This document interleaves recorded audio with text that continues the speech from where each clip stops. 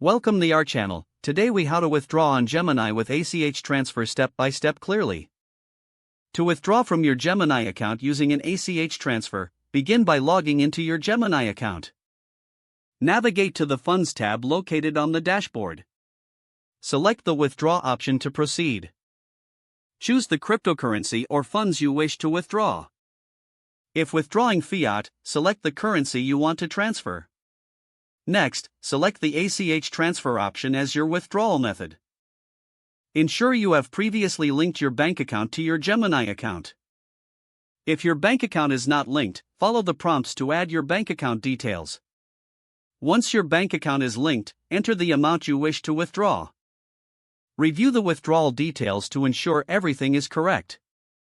Confirm the withdrawal request by clicking the Submit button. You may receive a confirmation email regarding your withdrawal. Wait for the transaction to be processed, as ACH transfers typically take a few business days. Check your bank account to verify the funds have been received. If you encounter any issues, refer to the Gemini Help Center for assistance. If the page does not load, refresh the browser or try again in a private or incognito window. Make sure you are using the correct email address, then retype it carefully to avoid small typos. If your password is not accepted, use the Reset option and create a new strong password you can remember. Check your spam folder for verification or security emails, then complete any requested confirmation steps. Enable two-factor authentication if available to improve account security and reduce unauthorized access risk. After signing in, review your profile details so your contact information and settings are accurate and current. If you see an error message, note it down and try again after restarting your device and internet connection. Log out when you finish, especially on shared devices, to keep your account and payment information secure.